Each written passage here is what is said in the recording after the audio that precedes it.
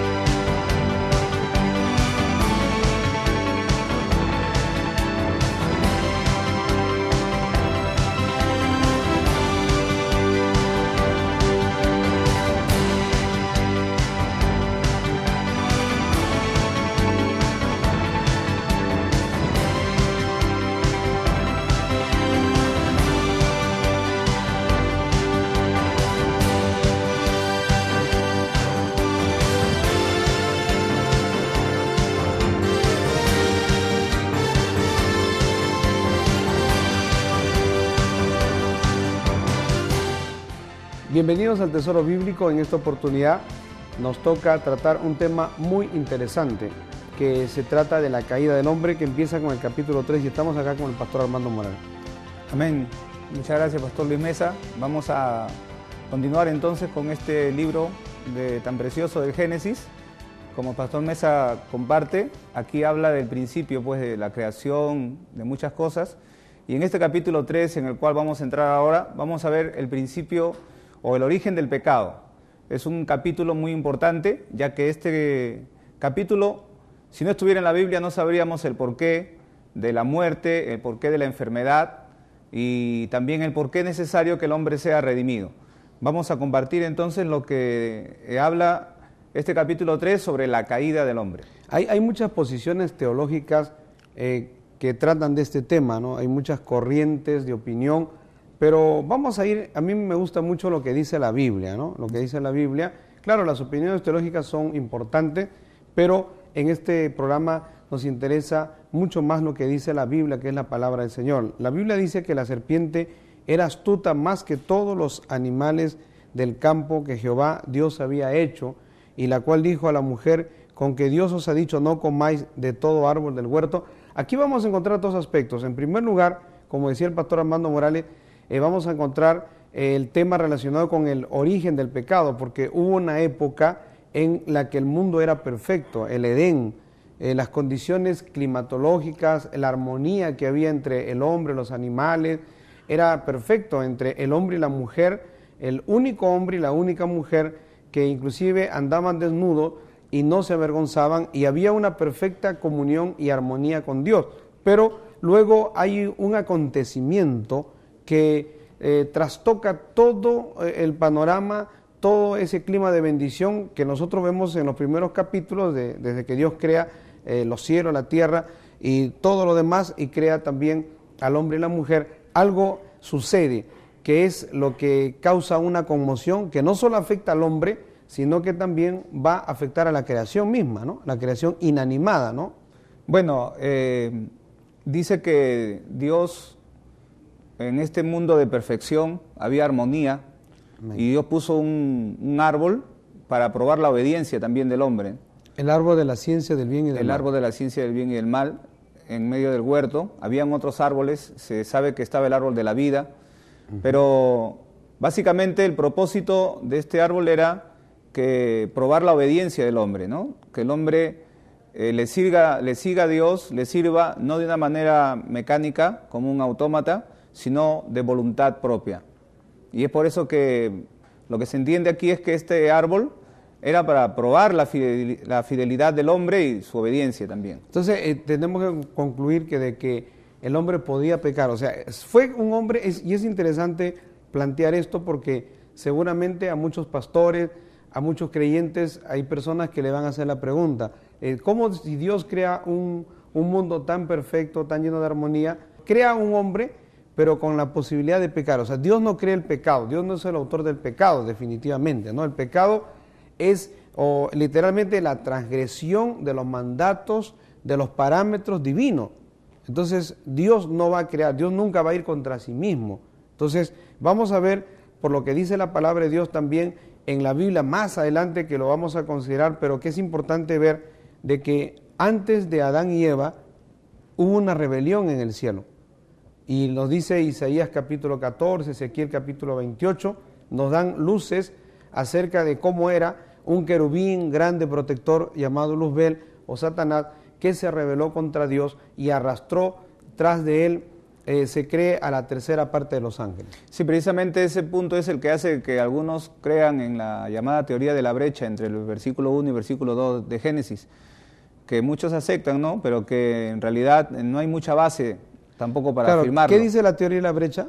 De que entre el versículo 1 y el versículo 2 fue la caída de Satanás, ¿no? Que Dios creó al mundo en el verso 1 y que Dios creó todo ordenado y que en el versículo 2 entonces cayó Satanás y desordenó el mundo, ¿no? Entonces que ahora, el partir del verso 2 dice, y la tierra estaba desordenada y vacía, entonces que era que el diablo la desordenó porque Dios no crea nada desordenado. Eso es lo que plantea la teoría de la brecha, ¿no? Claro, que nosotros y los creyentes que creemos en una sana doctrina definitivamente no aceptamos, ¿no? No, porque lo que entendemos más bien es que dice, es el método que Dios usó, ¿no? O sea, la materia prima, primero, la tierra llegó a ser, dice, desordenada o desadornada, dice otra versión. También hay otra traducción, ¿no? Dice Sin forma, que es pero ahí explica, y el Espíritu de Dios se movía sobre la faz de la tierra. Entonces, ahora, habla del esto es importante porque la Biblia, hay un comentarista que habla de que los 3 primeros días, o sea, los primeros días, Dios crea todas las condiciones climatológicas y después Dios le da forma. También. Porque es interesante, Dios va creando todos los fenómenos naturales, o sea, va creando los mares, por ejemplo, va creando y ahí empieza luego las separaciones, ¿no? Entre lo seco, por ejemplo, lo seco y lo que es el agua, y entonces ya eso va dándole forma, porque va dándole forma a los continentes. Entonces eso encaja. No creó Dios directamente la tierra como está, sino que Dios en el primer día va poniendo los elementos, como que yo voy poniendo los elementos y luego voy armando. Voy armándolo, claro. Exactamente, yo entiendo perfectamente eso. Ahora, cuando nosotros nos vamos aquí a la Biblia, en el capítulo 3, sobre este acontecimiento en que Adán y Eva fueron tentados, ¿no? El primero Eva fue tentado por la serpiente. Ahora, la otra pregunta y el otro planteamiento es, ¿la serpiente era el diablo o el diablo usó la serpiente? ¿No? Y esto es importante definirlo, porque yo no creo que la serpiente era el diablo, ¿no? Lo que sí se afirma en Apocalipsis, ¿no? Que se identifica a la serpiente con el diablo. Correcto. ¿No? Se le llama la serpiente antigua. Pero algunos piensan que el diablo tomó forma de serpiente, ¿no? Lo cual no parece tan exacto. No, y otra cosa que es importante ver, he estado leyendo sobre el capítulo 3, sobre lo que en realidad fue el pecado. Inclusive hay comentaristas que dicen de que el pecado de Adán y Eva fue las relaciones sexuales con Satanás.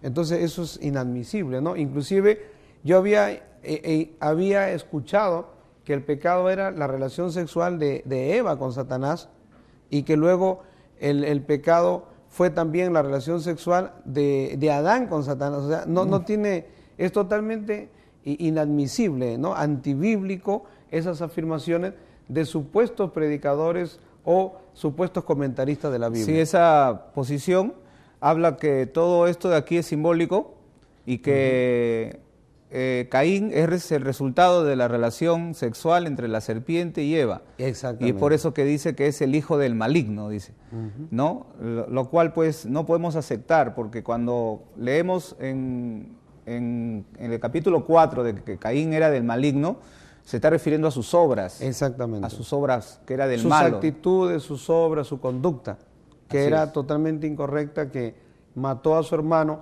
pero que eso definitivamente nosotros tenemos que rechazar estas afirmaciones de que el pecado en realidad fue una relación sexual entre Eva y Satanás, ¿no? Sí, precisamente esa posición habla de que el fruto no era un fruto en sí, sino que era, en este caso, el pecado sexual, ¿no? Y que por eso que Dios castigó también en lo relativo al sexo, porque, por ejemplo, se avergonzaban de estar desnudos y ahora tenían que vestirse. Además de esto, se le dijo a la mujer que sus hijos serían con dolor. Entonces, como hay una cierta relación con el sexo, ellos afirman, ¿no?, de que esto es 100% simbólico y que es más que nada el pecado sexual. Pero lo que aquí está claro es que sí era un fruto. Era un fruto, claro, y que lo que y se era un quería árbol literal. Era un árbol literal, lo claro. que se quería era probar la obediencia del hombre. Ahora, otra cosa que es importante que tocar en esta oportunidad, hablando de todas estas posiciones que son erradas, porque es importante que los creyentes también conozcan, ¿no?, lo que piensan algunos. Sí, otro punto de vista. Y que inclusive lo plasman en comentarios bíblicos. Así y es. en Biblia también, porque inclusive hay una Biblia que habla de que la evolución tiene cierta coincidencia con la creación, o sea, la evolución no tiene nada que ver con la creación, pero hay comentaristas y hay Biblias que tienen eso y que nosotros tenemos que rechazar definitivamente, ¿no? Entonces, estamos en el capítulo 3 del libro del Génesis, y donde dice que la serpiente era astuta más que todos los animales del campo. Entonces, era una serpiente literal, era un animal que tenía ciertas particularidades. Una de las cosas que vemos acá es que la serpiente habla con la mujer. Entonces, algunos dicen, esto es mitológico, esto es una fantasía, esto no fue real, porque una serpiente no habla, ¿no? No se conoce una serpiente que hable. Pero esto Dios lo permitió y realmente la serpiente habló, instigada por Satanás. Hay muchas cosas de nuestra época que si se la contaran a Adán, diría también que son ficticias. Exactamente. Y hay cosas que nosotros no sabemos de las condiciones en las cuales él fue creado, que no podemos afirmar que son ficticias. Bueno, aquí vemos que la maldición para la serpiente es que se va a arrastrar, se arrastrará, ¿no? Lamerá el polvo, y eso nos da luces también, o nos da a entender que la serpiente caminaba erguida como la cobra, por ejemplo, ¿no? Entonces, son las consecuencias de la caída que la vamos a ver en el próximo bloque. No se mueva de la sintonía de este programa El Tesoro Bíblico.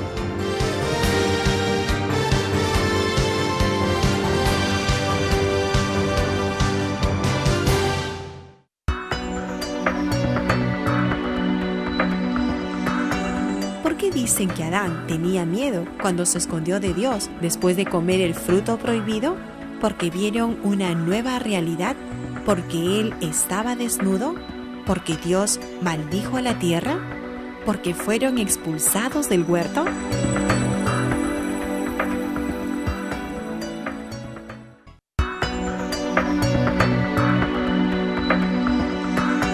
¿Por qué dicen que Adán tenía miedo cuando se escondió de Dios después de comer el fruto prohibido? Porque él estaba desnudo.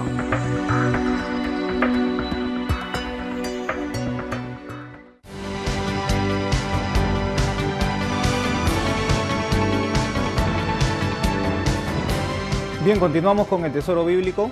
Vamos a ver en el verso 1, donde hemos leído en la segunda parte, dice que la serpiente, que era astuta más que todos los animales del campo que Jehová Dios había hecho, la cual dijo a la mujer, con que Dios os ha dicho, no comáis de todo árbol del huerto. Ya hemos visto la relación que hay de que la serpiente fue usada por Satanás y que Satanás mismo está hablando aquí, pero vamos a ver que desde el principio de la creación el diablo siempre atacó la palabra de Dios. Pastor Luis Mesa, acá estamos viendo que directamente el ataque es contra la palabra de Dios. Sí, efectivamente. Hay una analogía. Queremos ver lo que le sucedió a Eva y a Adán y luego lo que le sucedió a Cristo. Porque aquí el diablo cuestiona directamente la palabra, y el éxito de Satanás con muchas personas y en el mundo entero es que cuestiona la palabra de Dios, y hay quienes le creen al diablo y rechazan la palabra de Dios, y por eso es que se meten en problemas. y desagradan a Dios. Y esto le pasó a Eva porque Eva le hizo caso. Había un mandato de Dios que ella no podía desobedecer, que ella tenía que ser fiel a eso. Y entonces la mujer responde a la serpiente y le dice: del fruto de los árboles del huerto podemos comer, pero del fruto del árbol que está en medio del huerto, dijo Dios, no comeréis de él ni le tocaréis para que no muráis, ¿no? El mandato era no comáis, pero ella le añade. Sí. Entonces ahí empieza la distorsión. El diablo cuestiona la palabra y eso da lugar a que Eva también le añada. Aquí también, claro, nosotros vemos que por medio de la palabra de Dios fueron creados los cielos y la tierra, y también por medio de la palabra de Dios nosotros podemos tener una relación personal con Dios, ¿no? Por medio de la fe en la palabra como verdad absoluta de Dios. Entonces el diablo también es por eso que ataca la palabra de Dios y usa el engaño como medio para que uno desobedezca a Dios. Ahora, es interesante ver que cuando el diablo se da cuenta que Eva ya está como un poco movida, y Eva ya está también un poco cuestionando la palabra de Dios, porque lo que el diablo le había dicho, y el diablo le dice, no moriréis. La serpiente le dijo a la mujer, no moriréis. Dios te ha dicho que vas a morir. No vas a morir. Dios sabe que el día que comas de él van a ser abiertos vuestros ojos y seréis como Dios, sabiendo el bien y el mal. Hay muchas cosas que suceden acá. En primer lugar, la desobediencia, ¿no? En segundo lugar, otro pecado grave, porque el pecado grave es la desobediencia, pero tan grave como la desobediencia es obedecer al diablo o hacerle caso al diablo, creer al engaño. Entonces, cuando uno cree al engaño, es porque en el corazón hay algo malo ya, hay algo que no está bien. Y eso vemos en Eva. Eva empieza a cuestionar a Dios y Eva empieza a decir, ¿por qué Dios no querrá que yo coma de este árbol? Sencillamente, y ese es el problema, esas son las consecuencias que arrastran los jóvenes, hombres y mujeres, ¿no? ¿Por qué Dios no quiere que yo haga eso? ¿Por qué Dios dice que yo no haga lo otro? ¿Por qué Dios no quiere que yo vaya a una discoteca? Otros jóvenes dirán, ¿por qué Dios no quiere que yo me meta con una joven que tenga relaciones sexuales prematrimoniales? Y otro hombre dirá, ¿y por qué Dios no quiere que yo consuma droga? ¿Y por qué Dios no va a querer que yo esté con una mujer que no es mi mujer? Si eso me va a traer placer. Pero sencillamente Dios dice que no se debe hacer y quien haga eso le trae consecuencias. Ahora, fatales, ¿no? hay que ver que lo que está haciendo entonces el diablo es sembrar la duda. Así es. ¿No? Sembrar la duda, usa el engaño, hace creer que no va a haber consecuencias por las acciones realizadas, y de esta manera Eva, que vale decir, ¿no?, que cuando Dios dio esta orden ella no estaba, ¿no? Claro. Lo cual hace creer que ella no escuchó la orden directamente de Dios porque ella fue creada después. Pero Adán se la tiene que haber A Adán transmitido. tiene que habérsela transmitido, o quizás Dios mismo después se lo volvió a decir, pero ella altera un poco esa parte de la palabra y cae en el juego del diablo y comienza entonces a ceder a la tentación, porque dice que primero ve el fruto y después lo toca. Ahora, cuando lo toca, posiblemente no tenía la intención todavía de comerlo, pero la tentación acá se muestra el desarrollo del pecado, cómo es progresivo, ¿no? Cómo se va avanzando de mirar y codiciar hasta llegar a alcanzar. Claro, en lo que encontramos en 1 Juan capítulo 2, verso 6, en los conductos de la tentación, ¿no? Por ejemplo, vemos ya en el verso número 6, dice, y vio la mujer que el árbol era bueno para comer y que era agradable a los ojos, Ajá. ¿no? Y árbol codiciable para alcanzar la sabiduría, y tomó de su fruto y comió, y dio también a su marido, el cual comió así como ella. La vanagloria de la vida, ¿no? Todos los conductos de la tentación, los deseos de la carne, los deseos de los ojos y la vanagloria de la vida, que son los tres conductos que Satanás usó para tentar a Eva. Ahora, acá viene el desengaño, ¿no? Ella pensaba que iba a ser sabia como Dios y lo que descubrió es que había pecado, Así ¿no? es. Encontraron la vergüenza, el oprobio, porque dice que le fueron abiertos los ojos, el verso 7, fueron abiertos los ojos de ambos y conocieron que estaban desnudos, y entonces cosieron hojas de higuera y se hicieron delantales. Es decir, ya comenzamos a ver el primer esfuerzo humano por tratar de cubrir sus faltas. O sea, ¿no? primero peca Eva, luego le da a su marido, y luego ellos, luego de haber pecado, se dan cuenta que están desnudos, entonces la consecuencia del pecado es que se rompe la comunión con Dios, porque Dios se paseaba por el huerto y ellos se gozaban y se recreaban y sentían la presencia de Dios, así como cuando un hijo anhela estar cerca de un padre, ¿no? Los hijos, cuando los padres llegan a la casa, los hijos van, se agarran de las piernas del papá, lo abrazan, lo besan, pero en esta oportunidad no sucede eso.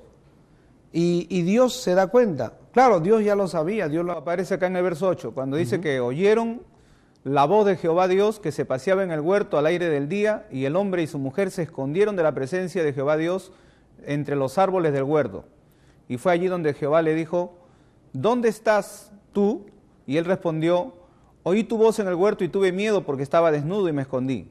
Y Dios le dijo, ¿quién te enseñó que estaba desnudo? Así es. ¿No? Entonces, cuando Dios le dice, ¿dónde estás tú? Está más que nada, más que una ubicación física, está en su ubicación espiritual, ¿no? ¿Qué ha pasado contigo? ¿Dónde estás? ¿No? ¿Quién te ha enseñado que estabas desnudo? Esto ya vemos que Dios está redarguyendo al hombre porque se ha dado cuenta, pues ya Dios, de que él ha desobedecido. Ahora, en el verso número 12, el hombre respondió, la mujer que me diste por compañera me dio del árbol y yo comí. Esto es algo que se repite permanentemente. La gente no quiere admitir su pecado y no quiere admitir su responsabilidad en el pecado.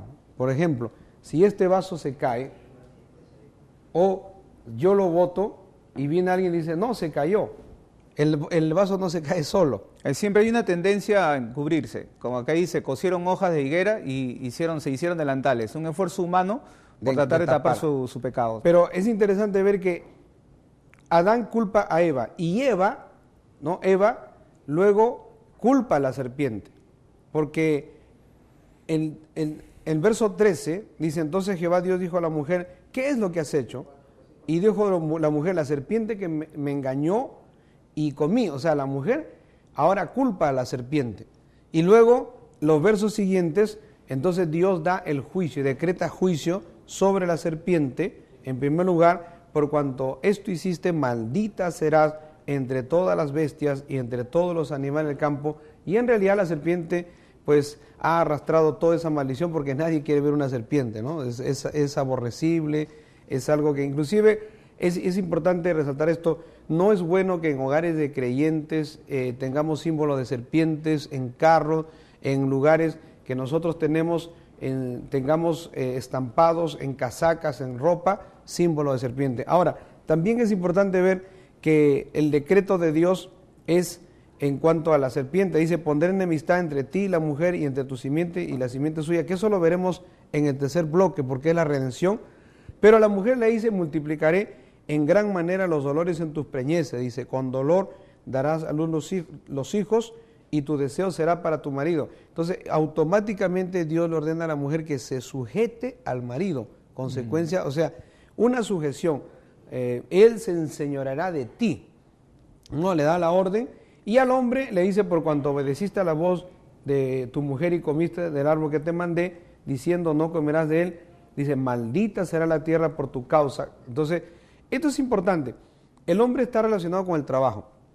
La maldición es que el hombre comerá con dolor, o sea, con sacrificio.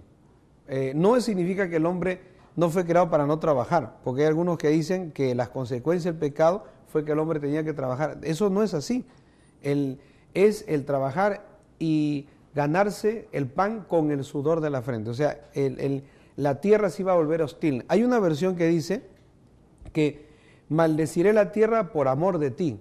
O sea, por amor del hombre, entonces la maldición viene a la tierra.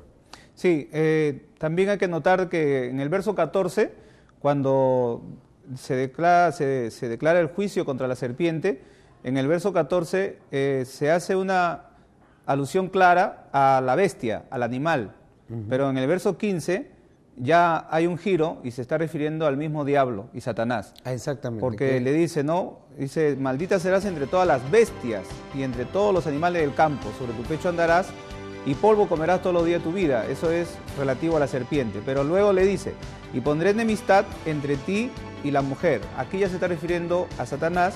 Y este verso 15 es conocido pues como la primera promesa de redención. Es un versículo extraordinario que vamos a seguir compartiendo luego de la siguiente pausa.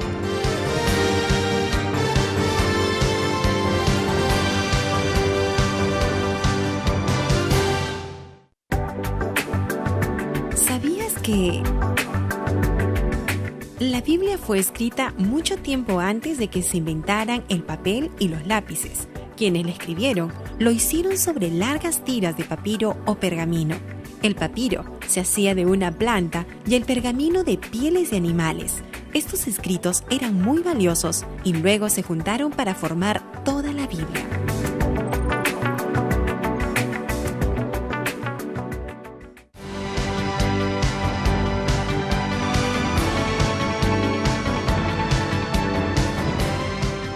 Continuamos con el tesoro bíblico. Estamos viendo las consecuencias de la caída, del pecado del hombre, que trajo consecuencias trágicas para la humanidad. Y ahora entramos a hablar sobre este versículo 15, que podemos decir es la primera promesa de redención, ¿no? Una división del libro de Génesis nos dice que en el capítulo 1 y el capítulo 2 se habla de la generación de todas las cosas. Y en el capítulo 3 empieza la degeneración, ¿no? La caída del hombre, que vamos a ver las consecuencias de esta caída hasta el capítulo 11. A partir del capítulo 12 vamos a entrar a lo que es la regeneración. Con Abraham, ¿no? Con Abraham, ¿no? Pero la primera promesa de redención arranca aquí, en el verso 15, donde dice, pondré enemistad entre ti y la mujer, ¿no? Haciendo ya una alusión no a la serpiente, sino al mismo diablo. Y hablando aquí de la lucha constante entre el bien y el mal. Ahora, cuando se habla de simiente de la mujer y la simiente de la serpiente, se está refiriendo literalmente a toda la descendencia espiritual de Satanás, ¿no? Y al diablo, ¿no? Exacto, la obra, o sea, satánica. Es el diablo y sus seguidores. Y sus seguidores, correctamente. ¿No? Y también cuando dice, y pondré enemistad entre ti y la mujer, entre tu simiente y la simiente suya, o sea, de que la lucha entre el bien y el mal va a ser constante, pero que también aquí habla de que el Redentor sería nacido de una mujer. Hay una promesa de redención que la Biblia la destaca, pero creo que todo el desarrollo bíblico es en base a esto, porque todo esto apunta a nuestro Señor Jesucristo, ¿no? Y el diablo siempre va a tratar de perturbar el nacimiento del Mesías, hasta los días de Herodes, en que inclusive mataron muchos niños porque él se preocupó. Y claro, Herodes no entendía esto, pero el diablo sí lo sabía. Claro, aquí por eso se dice que de la simiente de la mujer iba a venir el Redentor. Entonces de aquí Adán y Eva empiezan a pensar pues, que de su descendencia iba a venir el Redentor. Por eso que quizás causa el nombre de Adán al principio, ¿no? De Caín, perdón. Dice, por voluntad de Jehová hemos adquirido este hijo. Sin embargo, luego Abel ya significa vanidad, ¿no? Entonces hay como un desengaño, pero Abel empieza a mostrar que los frutos de santidad, los frutos de la piedad, sin embargo Caín luego vamos a ver que muestra ser del maligno, ¿no? Y cómo la descendencia de Caín es la que va a transmitir esta maldición, ¿no? De ser descendiente, digamos, seguidores del diablo, ¿no? Y hacer las obras del diablo. Y hacer las obras del diablo. En el cambio, Abel, que hace las obras de Dios, muere, pero Dios levanta luego un sustituto que vamos a ver. Pero hay que ver esto, la declaración. ¿Dónde está entonces el Redentor acá? Cuando dice, esta te herirá en la cabeza y tú le herirás en el calcañar. Entonces está hablando de la simiente de la mujer. Dice, la simiente de la mujer te herirá en la cabeza. Le está diciendo a la serpiente, ¿no? Un golpe en la cabeza de la serpiente es mortal. Es mortal, claro. Es mortal, pero aquí no se está refiriendo a la serpiente, sino al diablo. Está diciendo, tú vas a ser destruido por medio de un Redentor, por medio de alguien que va a venir nacido de una mujer. Exactamente. Entonces la simiente de la mujer representa a alguien que es de la descendencia de Eva, definitivamente, pero que también representa la simiente de la mujer aquellos que hacen lo bueno. En este caso, como decimos, de Eva también nace Caín y nace Set, pero Caín es del maligno y Set es de Dios. Entonces, eso vamos a ver que la promesa de la redención, la promesa de la restauración y de la destrucción del diablo, porque la destrucción no significa aniquilación, sino de que el diablo iba a ser ajusticiado, y como lo dice la Biblia más adelante, Pablo, ¿no? Dice que el diablo fue exhibido públicamente, todos los principados y potestades derrotados. ¿Por qué? Porque crucificaron, porque dice, ¿no? Es importante ver esto, dice, esta te herirá en la cabeza y tú le herirás en el calcañar. O sea, va a haber una confrontación, va a haber una lucha, una batalla, y eso lo vemos en el ministerio de nuestro Señor Jesucristo, que fue llevado al Calvario, fue herido, fue magullado, porque lo que hicieron con Cristo fue una masacre, ¿no? Una masacre, literalmente lo magullaron a nuestro Señor, pero sin embargo Cristo destruyó a Satanás en la cruz del Calvario. Ahora, eso se refiere, o sea, una herida en el calcañar es como una patada, ¿no? Un golpe, pero una herida en la cabeza es ya mortal. Es mortal, ¿no? Entonces lo que está queriendo decir es que entre la lucha entre el bien y el mal va a dar al final la victoria del bien, porque dice, todo lo que haga el mal en todo caso va a ser como un golpe nada más en el calcañar. Sin embargo, lo que hizo Jesucristo en la cruz del Calvario fue una herida en la cabeza de la serpiente, porque en la cruz del Calvario es donde se cumple precisamente que Jesucristo toma la victoria total sobre el diablo, sobre la muerte, el pecado. Ahora, es ahí donde recibe su golpe mortal. Es una victoria total en relación al hombre, ¿no? Porque Dios siempre va a ser victorioso. O sea, Cristo siempre va a ser victorioso, Dios es victorioso, pero la victoria total es en cuanto a que se cumple la promesa del rescate, la redención. El hombre, la humanidad que se esclava, que está oprimida por la obra del diablo, por el engaño de Satanás, envuelta en todo tipo de vicios y pecados, finalmente va a ser rescatada, ¿no? Esa es la victoria, porque en realidad Dios siempre tiene la victoria sobre Satanás, y la ha tenido y siempre la tendrá, ¿no? Definitivamente. O sea, a partir de esta declaración, el hombre vive con la esperanza de la redención. Exactamente. Por eso Pablo en Gálatas declara, ¿no?, que venido el cumplimiento del tiempo, nació el Salvador, vino nacido de mujer, ¿no? O sea, eso es lo extraordinario también, como el Redentor va a tomar forma humana, va a venir como hombre, en la condición de hombre. Y pelear como hombre. Y pelear como hombre, porque como hombre fue que derrotó a Satanás.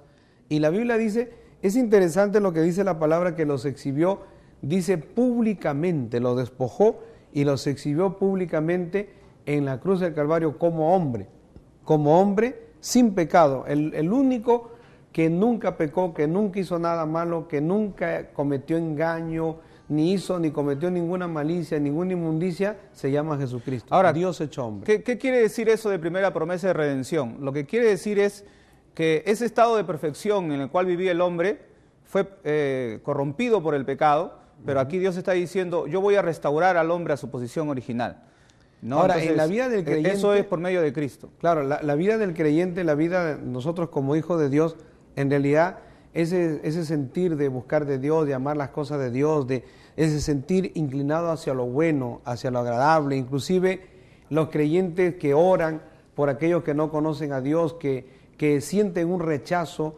y sienten una repugnancia por el pecado, ¿no? Si fueron adúlteros, sienten repugnancia por el adulterio; si fueron fornicarios, sienten repugnancia por eso; si fueron violadores, si fueron violentos, si fueron adictos al consumo de droga, y si hicieron lo malo, ahora ya con una regeneración espiritual, tienen otro sentir, son otras personas. Entonces eso es lo que conquistó nuestro Señor Jesucristo en la cruz del Calvario, y que fue profetizado aquí en el capítulo Génesis 3:15. Por eso 3:15. Ahí se usa el término redención, o sea, que el hombre va a ser recuperado, rescatado, ¿no? Vale también decir que en el verso 21, Jehová Dios hizo al hombre y a su mujer túnica de pieles y los vistió. Así que le quitó sus hojas de higuera y sus delantales que ellos hicieron, y el Señor pues los vistió de túnica de pieles. Es interesante notar de que aquí tuvo que haber habido un sacrificio, lo cual puede anunciar el método que Dios iba a usar para redimir al hombre. Amén. ¿No? Pero básicamente lo que hace aquí es darle túnica de pieles, vestirlos y luego sacarlos de ese lugar tan hermoso que era el huerto del Edén. ¿Qué eran las consecuencias del pecado? Lamentablemente el pecado trae consecuencias, y eso es lo que el mundo, las personas no entienden. El diablo los engaña, los arrastra hacia el pecado, y luego van a ver cómo sus hogares se destruyen, cómo ellos se destruyen, cómo ellos se alejan de las cosas de Dios, cómo ellos tenían intenciones buenas, sentimientos buenos, luego ya no los tienen y se sienten amargados, afligidos y tristes. Dios aplica la sentencia en primer lugar a la serpiente. Vemos también que Dios aplica la sentencia para la mujer, y le dice que multiplicaré o multiplicará sus dolores en las preñeces cuando la mujer dé a luz, y también al hombre le dice que con el sudor del rostro él comerá el pan, ¿no?, hasta que vuelvas a la tierra, porque hasta que muera, ¿no? Todos los días de su vida tendrá aflicción. La tierra será hostil. En pocas palabras, lo que era un Edén ya no se vuelve un Edén, y por eso es que en la actualidad en el mundo entero hay zonas inhóspitas y desérticas, ¿no? Es consecuencia del pecado del hombre. Abril 1994. Kevin Carter veía realizado el mayor sueño de su vida, ganar el premio Pulitzer. Su fotografía dio la vuelta al mundo. Es una imagen que parece hablar. La niña estaba a menos de 1 kilómetro del campo de alimentos de las Naciones Unidas. A los 2 meses, Kevin Carter se suicidó. El buitre murió, la niña murió, el fotógrafo murió. Quedamos vivos la foto y nosotros mirándonos sin que nada cambie. La pregunta es ¿por qué? ¿Será cierto que la raza humana está evolucionando o está en peligro de extinción? ¿Por qué los padres matan a sus hijos? ¿Por qué los hijos se rebelan contra los padres? ¿Por qué el hombre ve el fin de sus problemas en el suicidio? ¿Por qué los hombres quieren ser mujeres y las mujeres hombres? Hay dos perspectivas en el análisis del texto bíblico. Una perspectiva que viene desde el siglo XVIII en adelante es considerar el texto bíblico de Génesis 1 y 2 como un mito. Y si yo lo considero como un mito, entonces la comprensión de la caída tiene un sentido distinto. Algunos filósofos del pasado, como Nietzsche, llegaron a pensar que realmente los conceptos del bien y del mal estaban superados y que eran meros convencionalismos sociales producto de la religión y de una moral inútil. Nietzsche acabó muriendo de sífilis a causa de las infecciones venéreas causadas por sus pecados de impureza, a los que era tan aficionado. Si uno observa el Génesis 3, donde se habla precisamente de la caída, lo que uno observa son 4 áreas. Cayó el ser humano en su vida espiritual, en su vida mental y emocional, en su vida social, en su vida de relacionamiento con la naturaleza. El ser humano cayó totalmente. Ese trasfondo tanático pues, puede o no activarse, ¿no?, dependiendo de circunstancias sociales, ¿no? Si es que la gente vive una situación en la que se siente humillada, postergada, injustamente tratada, ese trasfondo se va a potenciar, ¿no?, y va a buscar dónde desahogarse. En el año 2004, la primera causa de muerte de mujeres europeas entre los 16 hasta los 50 años eran las agresiones de sus esposos o la pareja con la que convivían. Algunos psiquiatras vinculan directamente esta violencia con un elemento que no existía, el control de la natalidad. La sexualidad ha dejado de estar ligada a la reproducción. De esta forma, en la actualidad cualquier mujer puede adulterar, sin tener que preocuparse que vengan hijos inoportunos. Lo que hay en Europa es una pérdida de del referente religioso, ¿no?, de esta dimensión de la vida, que es la dimensión religiosa, ¿no?, que es de ahí donde surgen los valores que producen los entusiasmos, que producen el deseo, ¿no? Paralelamente en estos países, alrededor de la mitad de los matrimonios acaban en divorcio. La evidencia clínica muestra que cuanto más temprano es el abandono paterno del hogar, mayor es la posibilidad de que estos niños huérfanos con padres vivos desarrollen tentaciones homosexuales.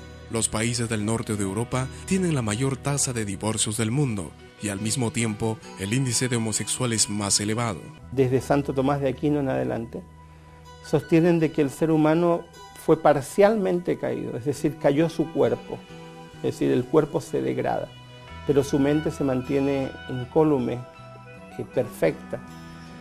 Esa es una posición que ha llevado posteriormente al racionalismo o a sostener que la razón no está caída y que el cuerpo humano es el caído. Hay otra postura que se afianza en las Sagradas Escrituras, donde el apóstol Pablo habla de no hay justo ni aun uno. El apóstol Pablo habla de mentes entenebrecidas, lo cual contradice a Santo Tomás de Aquino. Se debe advertir en este punto que la sociedad aún no ha acabado de degenerarse. Es un hecho que dentro de poco se autoricen las prácticas sexuales con menores de edad, como ya ocurre en algún país como Holanda. Los adolescentes de 16 en adelante deberían poder participar en películas pornográficas y prostituirse. Esto es pues totalmente injustificable, ¿no? Porque no podemos suponer que en la niña haya un libre albedrío, que que haya una conciencia, que haya una responsabilidad, ¿no? Entonces lo que tenemos ahí es una imposición, una violencia, ¿no? Un aprovechamiento. Y ya se está empezando a promover un nuevo tipo de aberración, la zoofilia. Tenemos más conocimiento que en toda la historia de la humanidad y cada vez tenemos menos control sobre las enfermedades, sobre lo que está pasando. Justo en el momento en que la biología molecular y el diseño de fármacos estaba alcanzando su mayor apogeo, tuvieron que enfrentarse a un reto más terrible, el fenómeno conocido como síndrome de inmunodeficiencia adquirida, SIDA, se diagnosticó por primera vez en el año 1981. En más de 20 años han muerto 30 millones de personas en todo el mundo. 40 millones más están ya infectadas. La moralidad de los primeros habitantes era extraordinaria. Si nosotros comparamos con los días de hoy, yo creo que Dios tendría que pedirle disculpas a Sodoma y Gomorra con lo que estamos viviendo hoy día en nuestro mundo actual. En los países pobres la moral sexual se viene degenerando rápidamente. En Bolivia, el 60% de los niños ya nacen fuera del matrimonio. El hecho de que los divorcios proliferen por doquier se considera también un signo de progre. El hecho de que la tasa de homosexuales en los países nórdicos sea de las más altas del mundo también se considera progre. Todo esto comenzó en los años 60, fue la época de la llamada revolución sexual, del amor libre y otras modernidades por el estilo. Más de 40 años después, podemos comprobar los resultados de toda esta degeneración, aunque algunos piensan que es un precio a pagar por una sociedad libertina. Ahora, desde el punto de vista social, la Biblia anuncia, por ejemplo, que va a haber guerras y rumores de guerra. Y alguna gente ingenua dice, pero es que guerra ha habido siempre. Y yo digo, un momentito, analicemos estadísticamente cuántas guerras han habido a través de la historia. Y si uno analiza, es cosa de ver un almanaque, que hay más o menos 60 guerras en este momento que están produciéndose en el mundo, que no nos afectan a nosotros, así que estamos despreocupados. Las atrocidades más grandes no las hizo el nazismo, han sido hechas después. Pero solamente que estamos tan acostumbrados que nos damos cuenta. La guerra de Kosovo fue mucho peor que la Segunda Guerra Mundial. Los atentados del 11 de septiembre hacen necesario reflexionar sobre lo que se viene haciendo en el nombre de Dios. Que Dios siga bendiciendo a América, dijo el presidente Bush el día en que ordenó iniciar los bombardeos. Por su parte, Osama Bin Laden afirmó en video ese mismo día, Dios omnipotente ha golpeado a América. Unos hablan de guerra justa y otros de guerra santa. ¿Es una guerra de religión? Hay que tener cuidado. El musulmán, por tradición religiosa, ama la paz. Si tú lees el Corán hace continuos llamados a la paz. Pero entre ellos hay extremistas, es decir, gente y a nosotros, lamentablemente de Occidente, nos gusta resaltar a los extremistas. Si yo fuera musulmán, me ofendería que me trataran de extremista. Ahora, entre los cristianos también tenemos nuestros extremistas. También tenemos gente peleando guerras fratricidas en función de cuestiones religiosas. Si viniera un musulmán y nos tratan, pues yo me molesto con algunos escritos de musulmanes que dicen, bueno, todo Occidente está pervertido. No, perdóneme, no es así. No todos los cristianos estamos en la misma olla. Entonces tenemos que hacer diferencia. No solamente no es cristiano el que se llama cristiano, sino que es cristiano el que vive como vivió Jesucristo. Al parecer ya no es un problema de culturas, viene siendo la propia condición del hombre en la que se ve envuelto, como lo dice Pablo. Teniendo el entendimiento entenebrecido, una vez perdida toda sensibilidad, se entregaron a la sensualidad para cometer ávidamente toda clase de impurezas. O como también ya lo había mencionado Isaías, hay de los que a lo malo dicen bueno y a lo bueno malo. Jesucristo viene a ser el libertador que me da la opción de elegir. Sin Jesucristo no hay elección posible, eso dice el apóstol Pablo en Romanos capítulo 6. Porque Jesucristo nos ha hecho libres, pero ¿libres para qué? Para elegir si queremos seguir siendo esclavos o queremos ser esclavos de la justicia. Porque usa la palabra doulos para ambos casos. Y esclavos de la justicia significa renunciar a mi voluntad para que Dios me dé la fuerza y elija conmigo. Lo que sí sabemos es que un matrimonio unido por el amor engendra hijos felices, mantiene a los esposos felices y genera una sociedad feliz sin agredir a nadie.